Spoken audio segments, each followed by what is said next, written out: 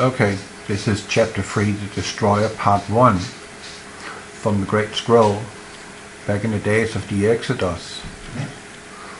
This happened in Egypt, and what they experienced, and what you and I, all of us, is going to experience in a much more sinister way than back then. Men forget the days of the destroyer. Only the wise know where it went and when it will return on its appointed hour. It raged across the heavens in the days of wrath, and this was its likeness. It was a billowing cloud of smoke enwrapped in a ruddy glow, not distinguishable in joint or limb.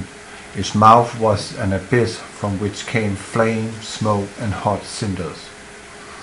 When ages pass, certain laws operate upon the stars in the heavens. Their ways change, their movements and restlessness. They are no longer constant, and a great light appears redly in the sky. When blood drops upon the earth, the destroyer will appear, and mountains will open up and belch forth fire and ashes. Trees will be destroyed, and all living things engulfed. Waters will be swallowed up by the land, and seas will boil. The heavens will burn brightly and redly. There will be a copper hue over the face of the land, followed by the day of darkness. A new moon will appear and break up and fall.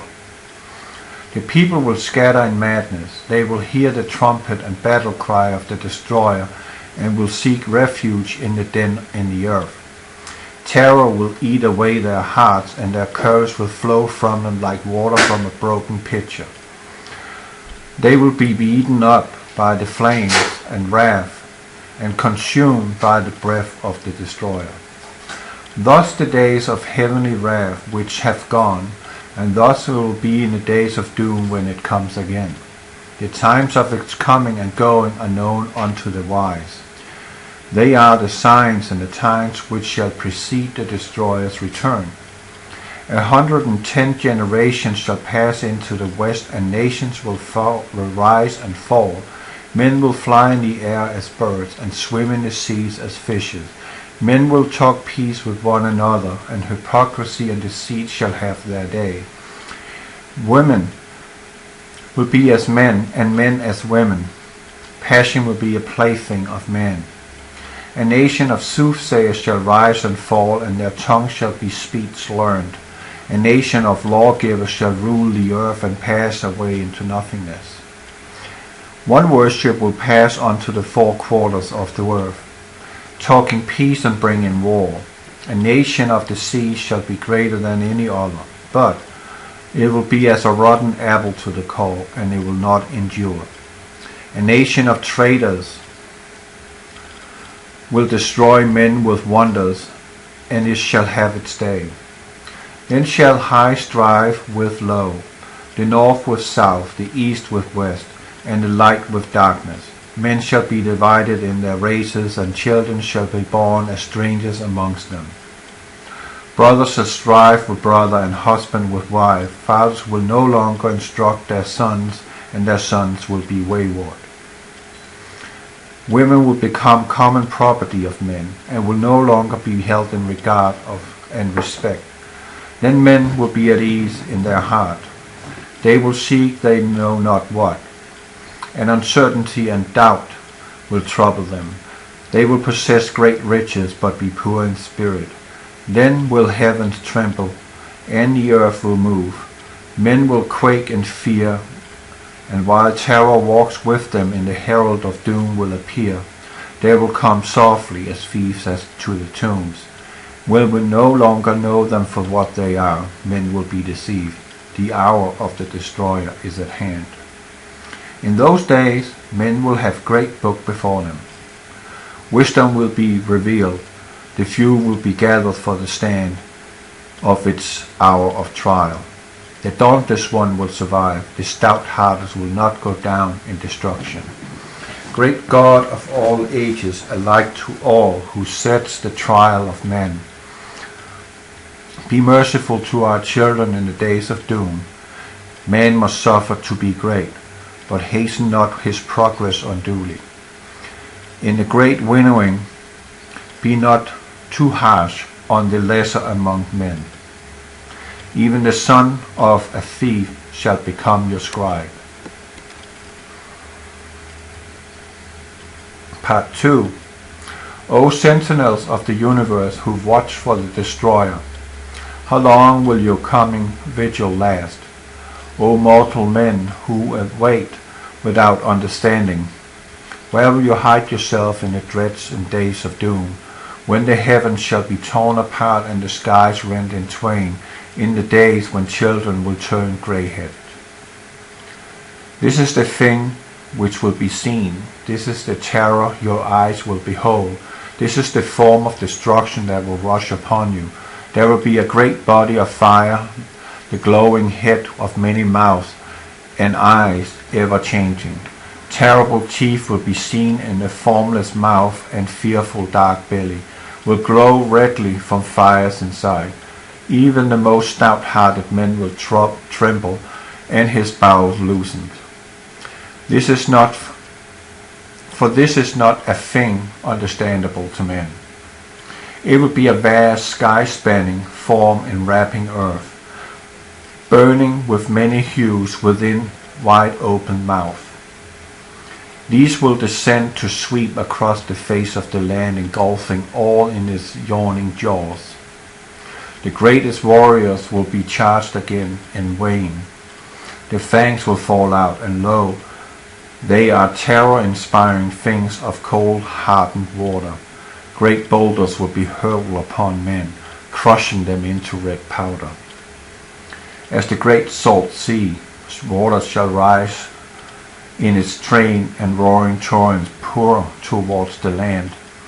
Even the heroes among mortal men will be overcome with madness, as moths fly swiftly to their doom into the burning flame. So will these men rush into their own destruction.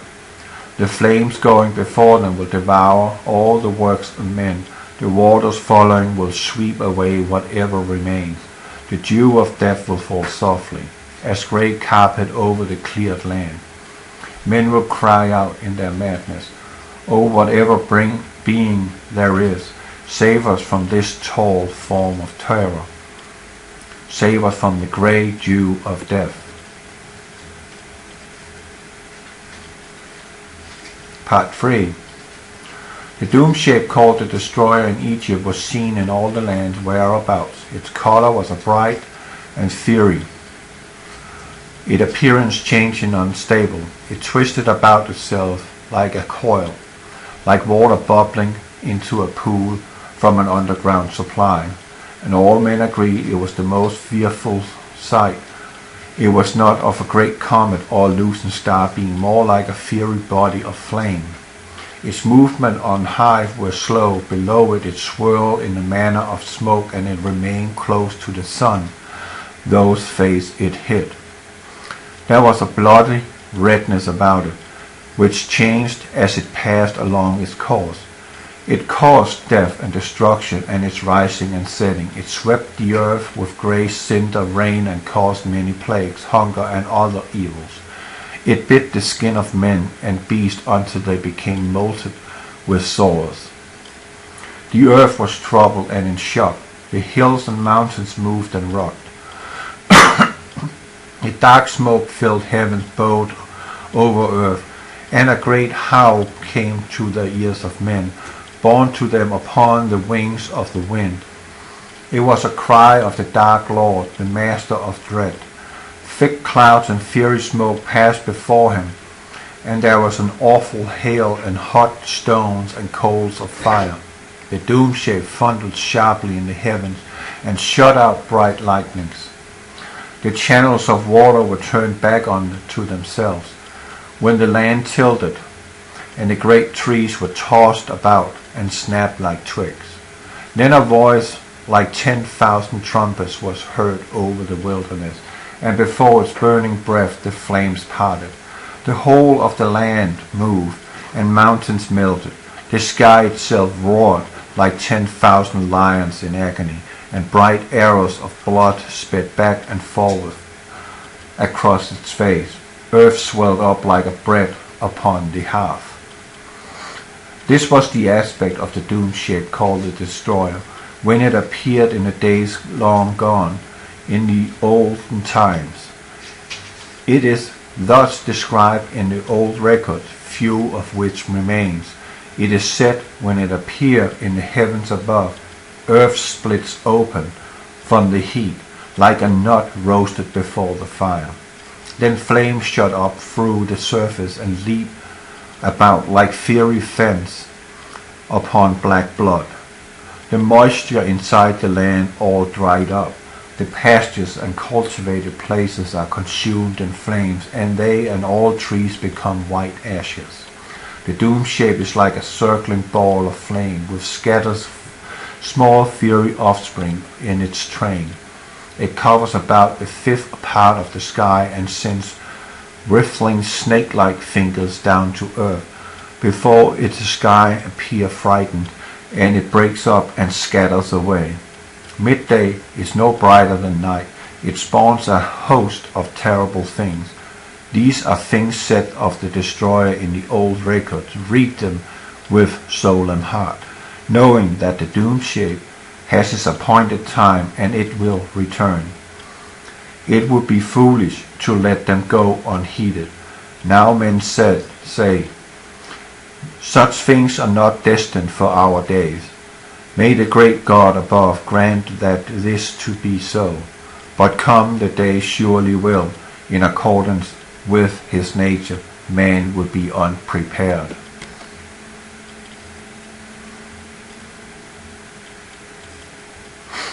The dark days began with the last visitation of the Destroyer, and they were foretold by strangers' omens in the sky. All men were silent and went about with pale faces. The leaders of the slaves which had built up the city of glory of Thum stirred up unrest, and no man raised his arm against them. They foretold great events, of which people were ignorant, and which the temple seers were not informed. These were days of the ominous calm, when the people waited for what they knew not what. The presence of an unseen doom was felt. The hearts of men were stricken. Laughter was heard no more, and grief wailing sounded throughout the land. Even the voices of children were stilled, and they did not play together, but stood silent. The slave became bold and insolent, and women were the possession of many men. Fear walked in the land, and women became barren with terror. They could not conceive, and those with child aborted. All men closed up within themselves. The days of stillness were followed by a time when the noise of trumpeting and shrilling was heard in the heavens, and the people became as frightened beasts without herdsmen, and asses and when lions prowled without their fold. The people spoke of the God of the slaves, and reckless men said, if we knew where this God were to be found, we would sacrifice to him. But the God of the slaves was not among them. He was not to be found within the swamplands or the brick pits. His manifestation was in the heavens for all men to see, but they did not see with understanding, nor would any listen, for all were dumb because of the hypocrisy of men. The dead were no longer sacred and were thrown into the waters. Those already entombed were neglected, and many became exposed. They lay unprotected in the lands of thieves. He who once toiled long the sun, bearing the yoke himself, now possessed oxen. He who grew no grain now owned a stone house full.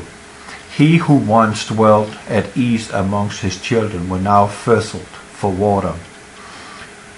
He who once sat in the sun with crumbs and dregs were now bloated with food. He reclined in the shade, his bowels overflowing. Cattle were left unattended to roam into strange pastures, and men ignored their marks and slew the beasts of their neighbors. No man owned anything. The public records were cast forth and destroyed, and no man knew where the slave or whoever were their masters. The people cried out to the Pharaoh in distress, but he stopped his ears and acted like a deaf man. There were those who spoke falsely before Pharaoh and had gods hostiles towards the land. Therefore the people cried out for their blood to appease it. But it was not these strange priests who put the strife in the land instead of peace. For one was even of 100 of Pharaoh, and walked among the people unhampered. Dust and smoke cloud and darkened the sky, and colored the waters upon they fell with a bloody hue. Plague throughout the land. The rivers was bloody, and the blood were everywhere. The water was vile, and men's stomachs shrank from drinking. Those who did drink from the river vomited it up, for it was polluted.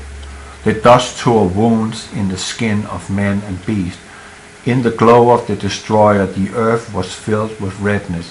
Vermin bred and filled in the air of the face of the earth with loathsomeness. Wild beasts, afflicted, torment, under the lashing sand and ashes, came out of their lairs in the wastelands and cave places, and stalked the abodes of men. And the tame beast whimpered in the land, was filled with cries of sheep and moans of cattle. Trees throughout the land were destroyed, and no herb or fruit was to be found. The face of the land was barren and devastated by hails of stones, which smashed down all that stood in its path of the torrent. They swept down like hot showers, and strange fire ran along the ground in their wake. The fish in the river died in the polluted waters. Worms, insects, and reptiles sprang up from the earth in huge numbers. Great gusts of wind, swarms of locusts which covered the sky, and the destroyer flung itself through the heavens. And it blew great gusts of cinders across the face of the land. The gloom of a long night spread a dark mantle of darkness, blackness, which extinguished every ray of light. None knew where it was day or night, because the sun cast no shadow. The darkness was not a clean blackness of night, but a thick darkness in which the breath of men was stopped in their throats. Men gasped in a hot cloud of vapor which engulfed the land,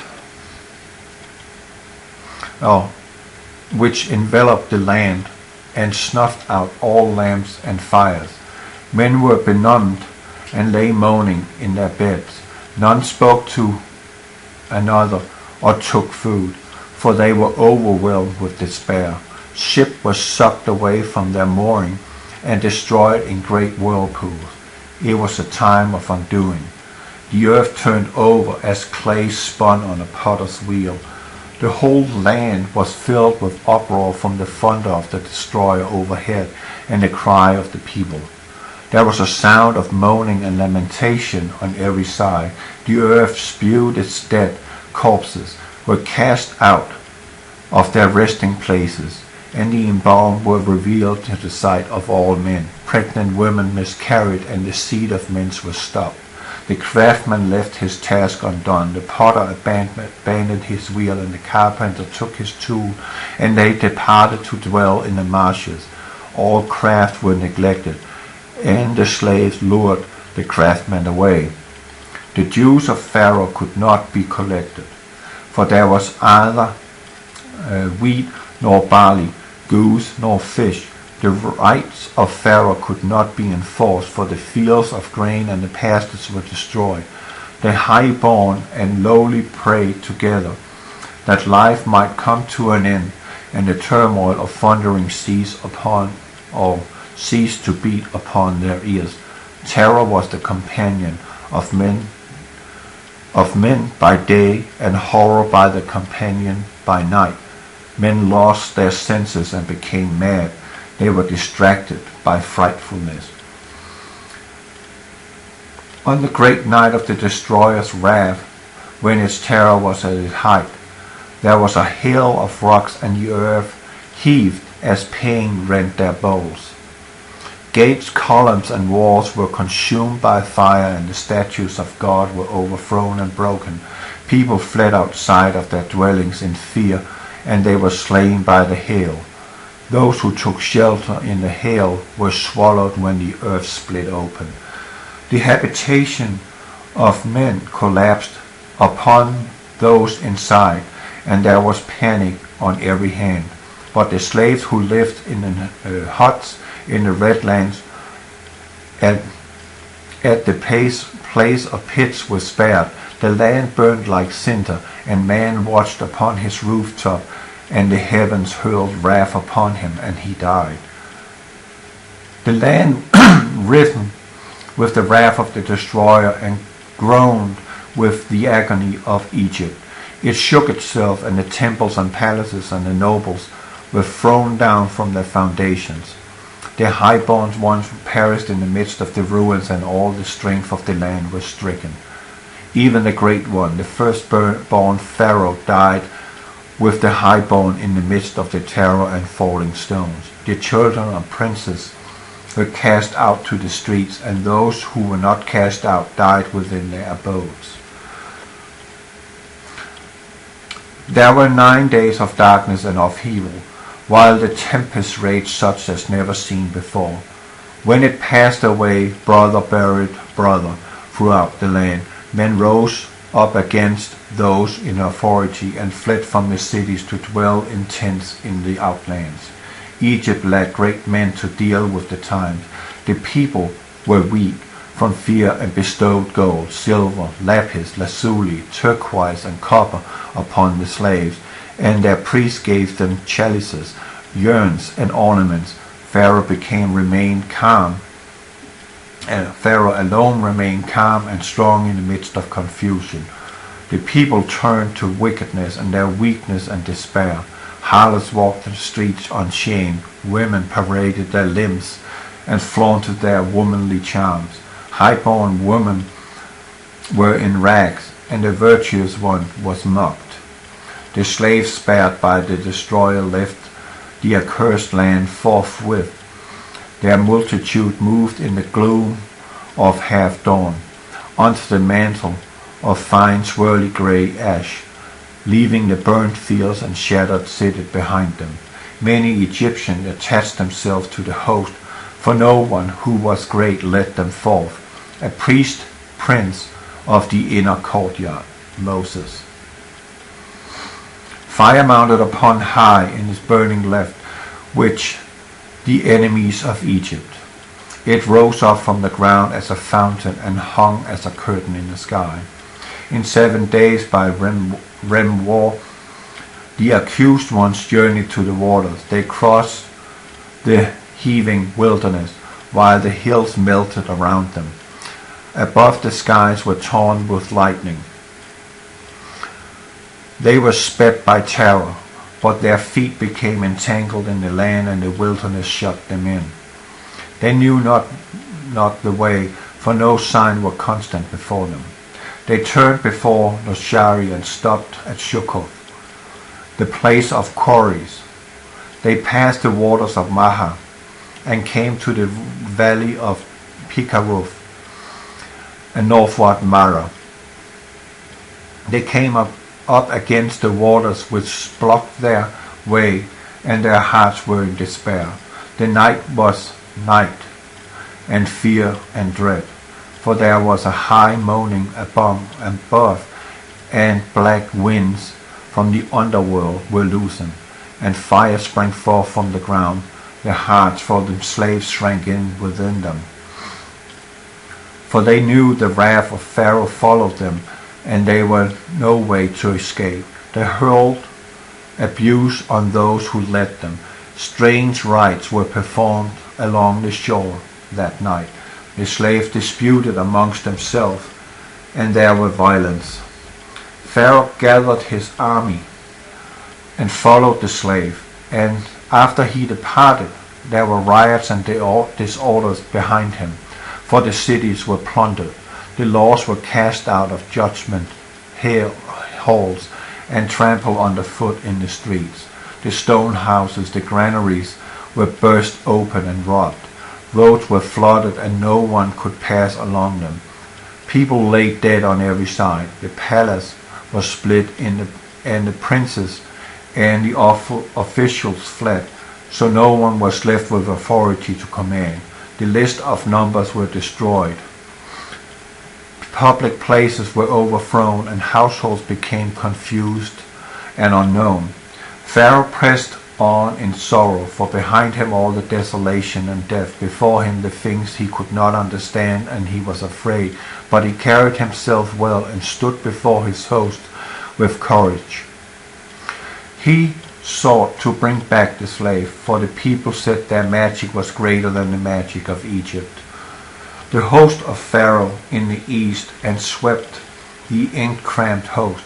A gale raged all night, and in the red twilight dawn there was a movement of the earth. The waters receded from the seashore and were rolled back on themselves. There was a strange silence, and men in the gloom were seen as the water had parted, leaving a passage between. The land has risen, but it was disturbed and trembled. The way was not straight and clear. The waters was about there and spun within a bowl. The swampland alone remained undisturbed. From the horn of the destroyer came a high shrilling noise which stopped the ears of men. The slave had been making sacrifice in despair. Their lamentations were loud. Now before them a strange sight. There was hesitation and doubt for the space of breath, for they stood still and silent. Then there was all confusion and shouting, some pressing forward into the waters against all who sought to flee back from the unstable ground. Then in exultation their leader led them into the midst of the waters through the confusion. Yet many sought to turn back into the host behind them, while others fled along the empty shores. All became still over the sea upon the shore, but behind the earth shook and boulders split with great noise. The wrath of heaven was removed to a distance and stood upwards of the two hosts. Still the host of Pharaoh held his rank, firm in resolve before the strange and awful happening, and undaunted by the fury which raged by their side. Stern faces were lit darkly by the fiery curtain. Then the fury departed, and there was silence. Stillness spread over the land, while the host of Pharaoh stood without movement in the red glow. Then with a shout the captains went forward, and the host rose up behind them. The curtain of fire rolled up into a dark billowing cloud which spread out as a canopy. There was a stirring in the water, but they followed the evildoers past the place of the great whirlpool. The passage was confused in the midst of the waters, and the ground beneath unstable. Here in the midst of tumult waters, Pharaoh fought against the hindmost, meaning those in the rear of the slaves, and prevailed over them. And there was a great slaughter amid in the sand, the swamp and the water. The slaves cried out in despair, but their cries were unheeded. The possessions were scattered behind them as they fled, so their way was easier for them and for those who followed. Then stillness was broken by a mighty roar, and through the rolling pillars of cloud the wrath of the destroyer descended upon the host. The heavens roared as it was 1,000 thunder. The bowls of the earth were sundered, and the earth shrieked in its agony. The cliffs were torn away and cast down. The dry ground fell beneath, and the waters of great waves broke upon the shore, sweeping in rocks from seaward. The great surge of rock and waters overwhelmed the chariots of Egyptians who went before the footmen. The chariots of the Pharaoh was hurled into the air as it was a mighty hand, and was crushed in the midst of the rolling waters. So there you got it, people. I'm not going to read anymore. If you don't believe that something is coming upon the earth, which is approaching us from space, then I don't know what you want to believe in. But I can assure you people, these days, these scribes have described, left us a clue and told us that it would come again. And it's upon us in these days. And it would be sudden destruction. It would come like a thief in the night. None of you know the day or the hour, but it will come. Be ready. Please be ready. God bless you.